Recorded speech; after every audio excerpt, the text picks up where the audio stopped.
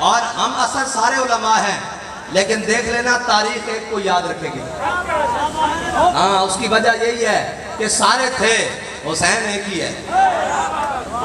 اقبال کہتا ہے قافلہ حجاز میں ایک حسین بھی نہیں، ہاں گرچہ تابدار ہے گیسو تجلا و فرات ہے جی۔ اور یہ بات پھر اور طرف بس اتنی سی بات ہے کہ ایک بندے کی وجہ سے آج مسلمان بچوں اور ماؤں اور بڑوں کے کانوں میں اذان کی آواز چاروں طرف سے آ رہی ہے۔ اللہ کے بندو، یہ ایسی بات نہیں آ جاتی کہ جناب گھر بیٹھے بیٹھے، نہیں، ویسے بھی ہوا کہ بابا جی پروگرام پر تھے، پیچھے سے سپیکر اتارنے کے لیے رات کو چھاپا مارا اور سیڑھیاں لگا کر مینار سے سپیکر اتار کر لے گئے، تو بابا جی نے کہا میں موجود نہیں تھا، اگر میں موجود ہوتا تو پھر میں دیکھتا۔ اور صبح ہی پہلے 4 سپیکر لگے تھے، صبح 8 لگوائے۔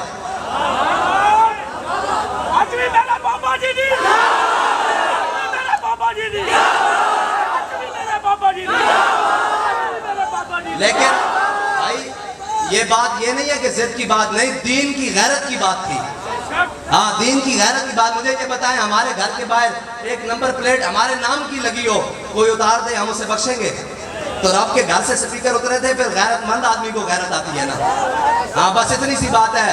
ہاں، غیرت بڑی چیز ہے جہاں نے تگ و دو میں، پہناتی ہے درویش کو تاج سر دارا۔ ہاں، پہناتی ہے درویش کو تاج سر دارا۔ وہ درویش جو جناب چٹائی پر بیٹھ کر ضرب یضرب گردانے پڑھاتا تھا، لیکن ایک بات ہے، ضرب یضرب پڑھاتے ہوئے بھی حضرت مثنى اور حضرت کاکا کی باتیں سنائی ہیں، حضرت خالد کی باتیں سنائی ہیں، حضرت شرحبیل کی باتیں سنائی ہیں، حضرت سعید بن عامر الجمحی کی باتیں سنائی ہیں، حضرت درار بن ازور کی باتیں سنائی ہیں۔ یہ جو ہم نے دین بیان کیا نا کہ جناب سامنے دیکھ کر بندہ دین بیان کرے جناب اور ناراض تو نہیں ہو رہا، یہ دین کا مزاج نہیں ہے۔ دین کا مزاج یہ ہے کہ سامنے اگر کوئی آ جائے حضور کے مخالف اور کوئی روکنے والا آ جائے دین کو، اور دین کا رستہ روکنے والا آ جائے، تو پھر مزاج حضرت عبداللہ بن رواحہ والا ہونا چاہیے کہ خلو بن الکفار عن سبیلی الیوم نضربکم علی تنزیلی، فرمایا ہٹ جاؤ کافر تو بچو حضور آ رہے۔ اے اگر کسی نے اساں زبان سنی صحابہ دی زبان ہے، کسی نے اسلام دی ترجمان نہیں کی تو امیر المجاہدین ہے، اور ساڑھے کو نمونہ موجود ہے۔ اور کیونکہ سفر ہے اور سے مجددین بھی ہے، اور پھر اس تو بعد سید حجویر مخدوم امم مرکد او پیر سنجر را حرم، ہیں جی آد فاروق از جمال اشتازہ شد، حق سے حرف او بلند آوازہ شد، پاسبان عزت ام الکتاب از نگاہش خانہ باطل خراب۔ علامہ اقبال کہتا کہ حضرت سیدنا داتا علی اجمیری اور دین اگردت پختہ بے آداب عشق، دی بغیرت صحبت ارباب عشق۔ اقبال کہتا دین خشکیاں کو نہ پوچھی، اور تو کہنے کے جناب یہ کیا ضرورت تھی، دھرنا دینے کی بھی کوئی ضرورت ہے، ہم تو بڑے امن والے لوگ ہوتے ہیں، ہمیں جناب کیا ضرورت ہے جناب اپنے نمازیوں کو خراب کرنے کے لیے، اور جناب ہمیں کیا ضرورت ہے اپنے پیچھے نماز پڑھنے والوں کو ناراض کر دیں۔ میں نے کہا اے مجھے یہ بتا کہ امام الانبیاء سے بڑا بھی کوئی امام ہے؟ امام الانبیاء نے احد شریف سے واپس آ کر، بلکہ حضور نے غزوہ سے واپس آ کر مسجد کا ہے نا درار کو اللہ نے، ہاں جی مسجد ہی کہا ہے نا قرآن میں والذین اتخذوا مسجدا ضرارا وکفرا وتفریقا بین المؤمنین وارصادا لمن حارب اللہ ورسولہ۔ امام الانبیاء نے اپنے پیچھے نمازی پڑھنے والے سارے نمازی خراب کیے۔ پیچھے نمازیں پڑھتے تھے نہیں جناب منافق، نمازیں پڑھتے تھے، لیکن جب قربانی کی باری آئی تو مقام شوق سے واپس آ گئے۔ آئے کہ نہیں 1.5 میل بنتا ہے، مکمل 3 میل ہے مقام احد مدینہ پاک سے، لیکن 1.5 میل سے واپس آ گئے سارے منافق اپنے ساتھیوں کو لے کر، عبداللہ بن ابی 300 ساتھیوں کو لے کر اپنے منافقوں کو واپس آ گیا، اور جنہوں نے کلمہ پڑھا ہوا تھا انہوں نے کہا یا رسول اللہ ہم سے پوچھتے ہیں۔ بس اتنی بات ہے، پیچھے نماز پڑھنے والوں کا فرق، دونوں نمازیں پڑھتے تھے۔ حضور نے واپس آ کر غزوے سے فرمایا کون ہے جو مسجد درار کو آگ لگائے گا؟ یہ جو ہوتے یہ باتیں پھر بڑی عجیب ہیں اللہ کے بندو، یہ بات نہیں ہے۔ عین اس وقت میں جس وقت میں منافق مسجد نبی میں نماز پڑھ رہے تھے، اور مسجد نبی میں ایک نماز پڑھنے کا کتنی ثواب ہے بھائی؟ 50,000 نمازیں، 50,000۔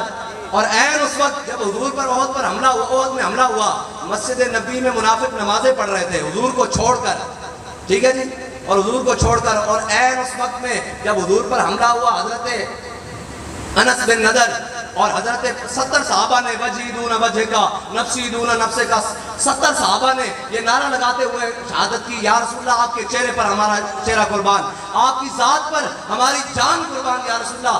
70 افراد نے جناب حضور پر صحابہ نے 70 صحابہ نے حضور پر اپنی جان نچھاور کی، لیکن حضرت شماس بن عثمان ادھر نماز پڑھ رہے ہیں منافق حضور کو چھوڑ کر، اور عین اس وقت میں جب منافق نماز پڑھ رہے ہیں حضرت شماس بن عثمان حضور کے گرد ایسے گھوم کر حضور کی عزت پر پہرا دے رہے ہیں۔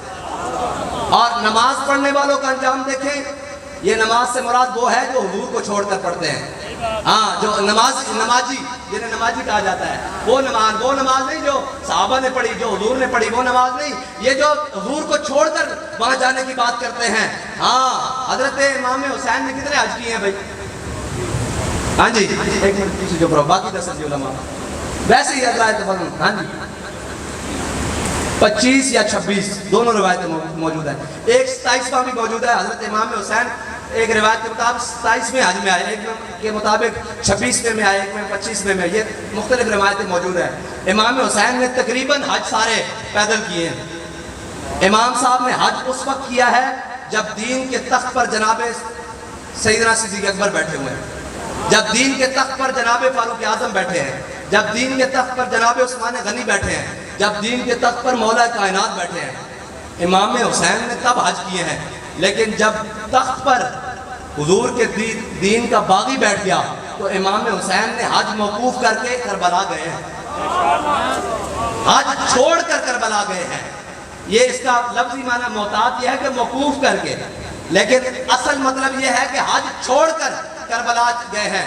بس اتنی سی بات ہے کہ علماء کے لیے بھی نمازیں ضروری ہیں، فرض ہیں، ہر صورت میں فرض ہیں، لیکن ایک بات ضروری ہے کہ ہمارے امام نے بتایا با خدا خدا کا یہی ہے در، نہیں اور کوئی مفر مکر، جو وہاں سے ہو یہیں آ کے ہو۔ میں صرف بتا جاؤں گا، نماز والی بات آج ہی نہ رہ جائے، پھر بعد میں جا کر علماء مجھ پر فتویٰ لگاتے رہے بھئی یہ کون سی بات کر گیا ہے۔ ہاں، حضرت شماس بن عثمان عین اس وقت پہ حضور کی جان نثاری کرتے ہوئے شہید ہو رہے ہیں، اور منافق حضور کو چھوڑ کر عین اس وقت پہ مسجد نبی میں نماز ظہر ادا کر رہے ہیں۔ جب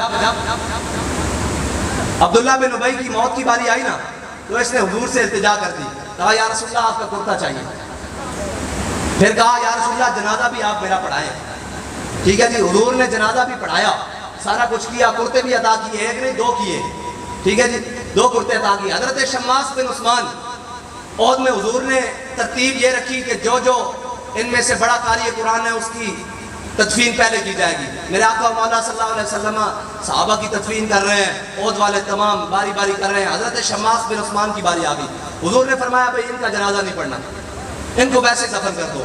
صحابہ نے عرض کی یا رسول اللہ یہ آپ پر ایمان رکھتے ہوئے، آپ کی ختم نبوت رسالت کی تائید کرتے ہوئے دنیا سے گئے، آپ کا کلمہ پڑھتے ہوئے دنیا سے گئے ہیں، تو یہ شماس بن عثمان فرمایا میرے صحابہ یہ بات نہیں ہے، بات یہ ہے کہ جب احد پر سارے میرے احد کے مقام پر سارے مجھ پر تلوار، تیر، نیزے اور بھالوں سے ٹوٹے نہ خنجروں سے، تو فرمایا شماس بن عثمان میرے گرد ایسے گھومنے لگا۔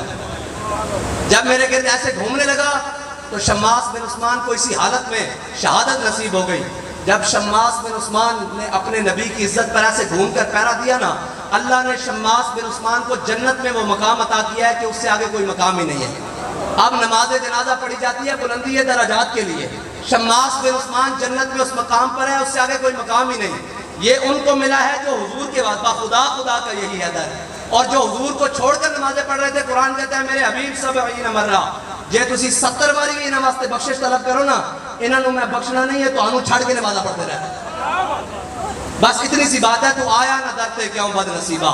اور ہمارے امام نے تو بات ہی ختم کر دی، فرمایا با خدا خدا کا یہی ہے در، نہیں اور کوئی مفر مکر، جو وہاں سے ہو یہیں آ کے ہو، جو یہاں نہیں ہوتے کہاں خلیل و بنا، کعبہ و منا، لولات والے صاحبی سب تیرے گھر کی ہے، اور مولا علی نے واری تیری نیند پر نماز، وہ بھی اثر جو سب سے اعلیٰ خطر کی ہے۔